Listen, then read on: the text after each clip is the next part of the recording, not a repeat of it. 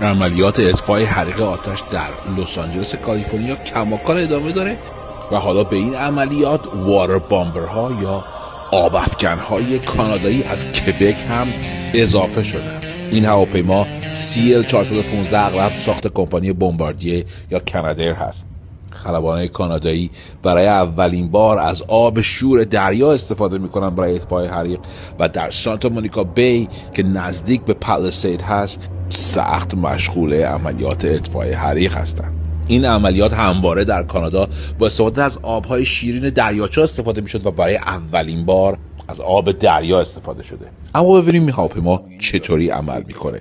خلبانها برای نشستن روی آب آماده میشن، پراپ داون، چک لیست کامل انجام میدن.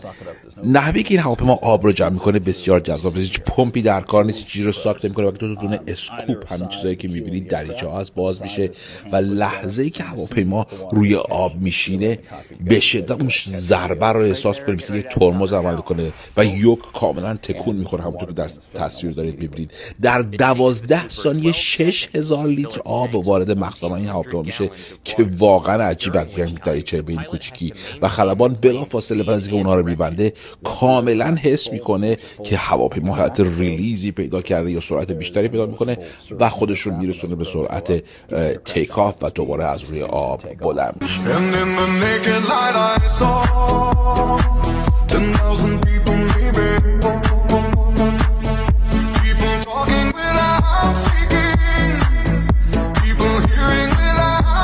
مهارت خلبان‌های کبکی و کانادایی در این عملیات مورد توجه تمام مردم در سوشال مدیا شده و صحنه‌های بسیار زیبایی از پرواز و هنرنمایی این خلبان‌ها برای اطفاء حریق خلق کرد.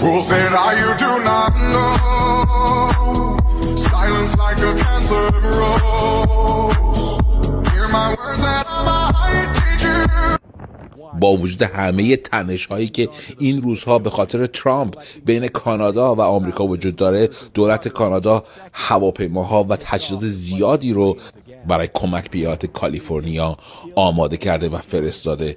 مهارت خلبان‌های کانادایی در این عملیات به همراه توانایی این هواپیما کمک خیلی زیادی به اطفاء حریق در کالیفرنیا کرده تا این لحظه. شاید در فیلم ها و ویدیوها این عملیات به نظر شما ساده به نظر بیاد، اما پاسکال دولو یکی از خلبان‌های کبکی توضیح میده نقشه پروازی تیمش نشون میده که چندین پرواز بر فراز منطقه آتش انجام شده. جاستین ترودو نخست وزیر مستعفی کانادا علیرغم تهدیدهای دونالد ترامپ اعلام کرده که این کمک همسایه به همسایه هست و در برنامه تلویزیونی حاضر شده و اعلام کرده که کانادا نه تنها هواپیما بلکه آتش‌نشان‌های زیادی رو هم آماده داره با تجهیزات بسیار زیادی که به کالیفرنیا بفرسته. در ادامه من توجه شما رو جلب می‌کنم به تصاویر بسیار زیبایی از هنرنمایی و مهارت خلبان‌هایی که در حال مبارزه با آتش.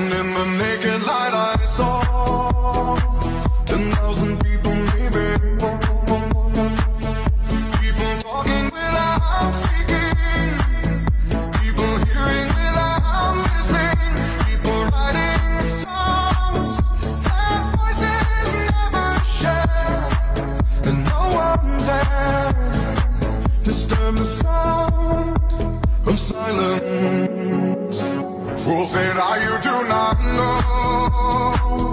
Silence like a cancer grows. Hear my words that I might teach you. Play my arms that I might reach you. But my words, like silent raindrops fell and echoed in the wells of silence.